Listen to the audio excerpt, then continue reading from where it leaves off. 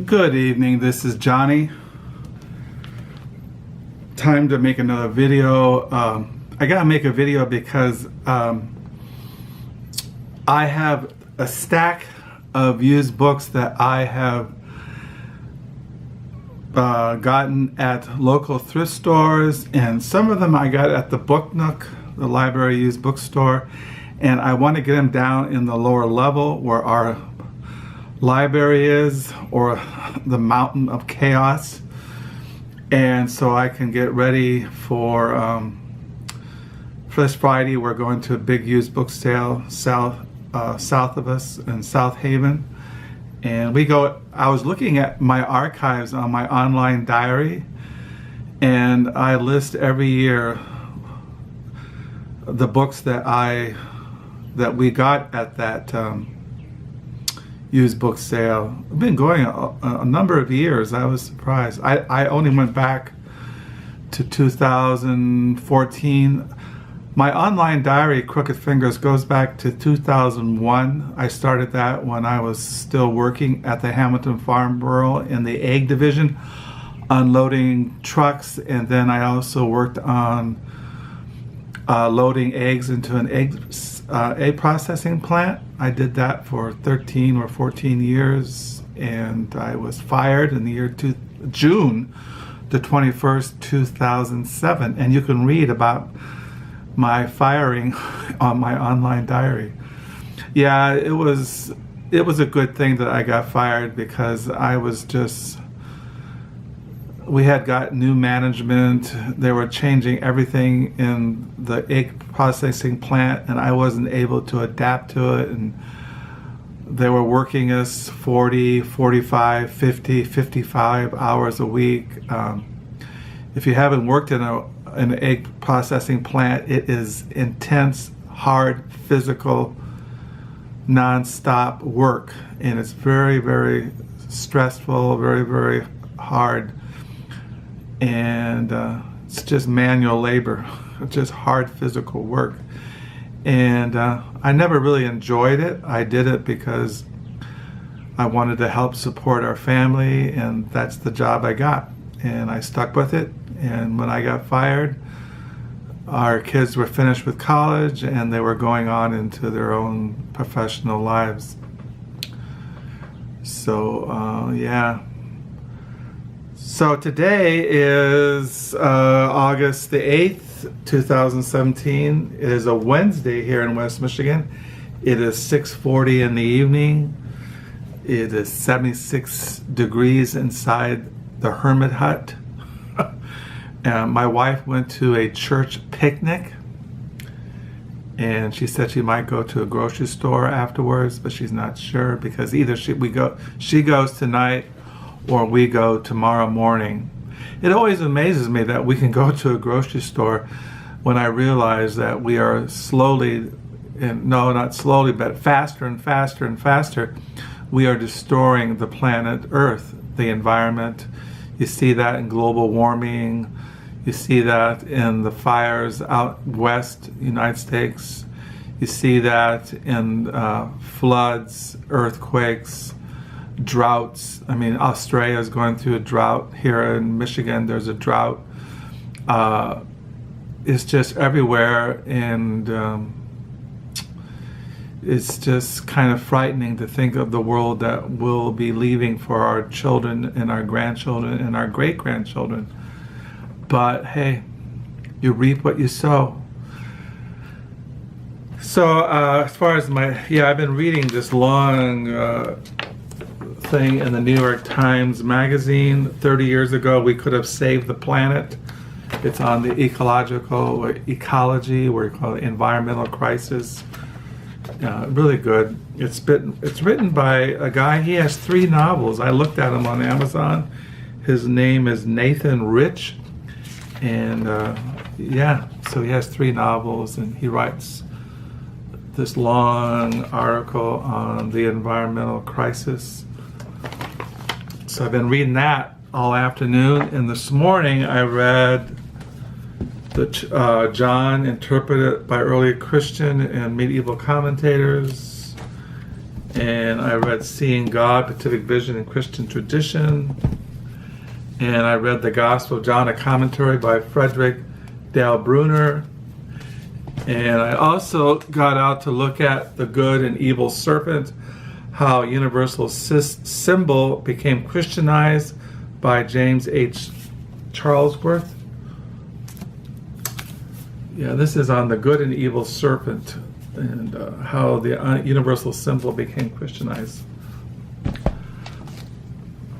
So I ended in my diary today on page 636. Tomorrow is August the 9th, which will be a Thursday in the flow of existence. So these are the books I got at the thrift stores in the Book Nook. I got this at the Book Nook. Modern Lovers, a novel by Emma Straub. And I picked up Food Rules, an Eater's Manual by Michael Pollan. And I picked up at the Book Nook In Defense of Food, an Eater's Manifesto by Michael Pollan. I've been collecting Michael Pollan's books, and I saw these at the Book Nook when I volunteered there on Monday, and I grabbed them. And I bought at the Book Nook Blue Nights, a memoir by Joan Dillon. I found out I have this already, so I'll take it back Friday when I volunteer at the Book Nook. See, I had to change my hours at the Book Nook on Friday because in the morning I'll be at the South Haven used book sale, so I traded hours. I'll be at the Book Nook Friday from 1 to 5 instead of 10 to 1. And I got at a thrift store this book, Janesville, An American Story by Amy Goldstein.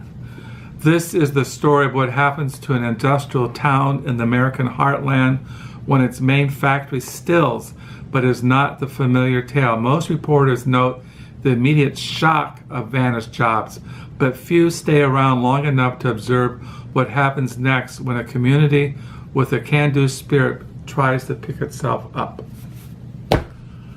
I found this novel by somebody I never heard of. His name is James Boyce. This is a novel, MVP. And then I found a thrift store. This is a novel by Tom Robbins, who I collect his writings. This is his novel, Fierce Invalids Home from Hot Climates. This is a novel by Tom Robbins. He's, excuse me, he wrote Another Roadside Attraction, Even Cowgirls Get the Blues, Still Life with Woodpecker. Those are books I remember when I was growing up, especially in my late teenage years, by Tom Robbins. Then I found another novel by somebody I never heard of. He's also a poet. His name is James Barker Hall, Music for a Broken Piano. And this novel I got at the Book Nook last week for my volunteering. This is all over the YouTube. The Female Persuasion by Meg Wolitzer. I have 4 or 5 of her novels in our library. I think I showed this book on the railroad, Blood and Gold, How the Railroads Transformed the World by Christian Walmar. This is a book on the musical instrument, the guitar in American music from the 19th century up into the modern times. The Guitar in American Life by Tim Brooks. This is a novel by Henry Adams, Democracy in American Novel. He's famous for his, what's that? My mind just went blank. Education of Henry Adams. That's what he's famous for. But he also wrote in his earlier, The Democracy in American Novel.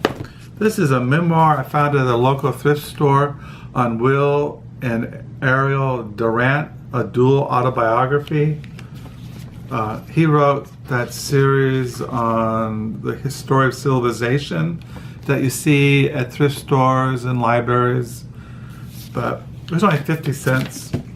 This is a novel by the Western writer Thomas McQueen, Driving on the Rim. I have this already. I didn't know that, so I'll take this to the Book Nook Friday.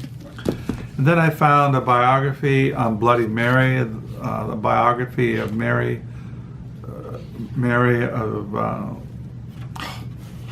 Tudor. This is by Carolyn Atkinson. So those are the things I found at thrift stores, at the Book Nook. Now I can put these down on the lower level, get room for the books that we'll be buying this coming Friday, Lord willing. I always find something because I have so many interests. I just don't buy fiction, or I buy, like I've said, when I go to a used book sale, I immediately go to biography. I look for biographies, I look for memoirs and letters, things like that, and then I look for, then I go to nonfiction, like American history or literary studies or essays or things like that, and then I go to things like fiction, paperback, hardback fiction, and then I go to travel, and then I go to classics, and then I go around and around and around.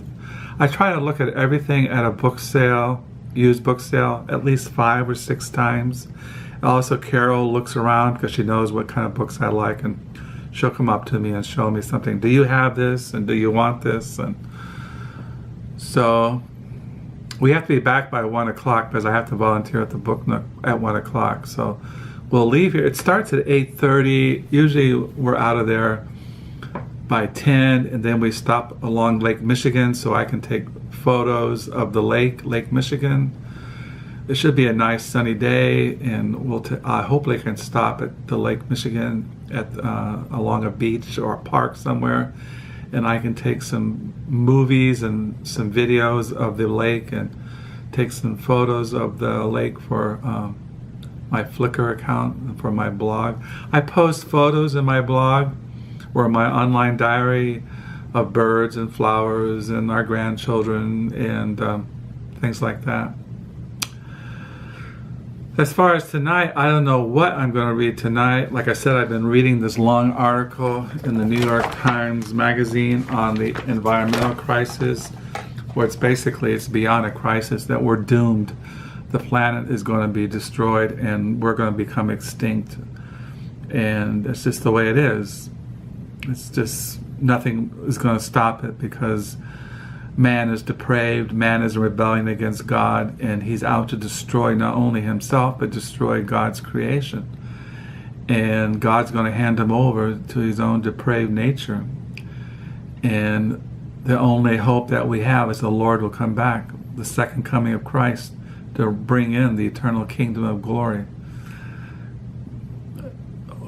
Well, America can wake up and start voting and start demanding that we do something, but America is under the power of corporations, under they're very wealthy, and we have a billionaire for a president, and his cabinet is full of billionaires, and the rulers of China is a billionaire, Putin of Russia is a billionaire, and they control the wealth, and as long as they're getting wealthy and gathering up riches, they could care less about us. They just don't care. So, but as a Christian, I have a heavenly hope, and I look forward to that time when we will be in the new creation. But like I said, I feel really bad for our children, our grandchildren, our great-grandchildren. We're going to leave them a vast desert wasteland. Our coast, eastern coast, will be underwater. America will be on fire, droughts, water will be very scarce, food, there'll be war, cyber war. The very rich are getting richer and richer and probably building their own fortresses to protect themselves against the millions and millions and millions of people who have nothing except the very rags on their back. You see that everywhere too. Look at the Middle East. Look in South America. Look in Asia. Millions and millions and millions of people who have nothing and are just wandering on railroads and streets and roads and living in slums and living in huge, gigantic garbage. Anyway, on that cheery note, I'll sign off. Hope you're having a good week. Thank you for the subscribers. Thank you for the comments, and hope you're all doing well. Until next time, bye.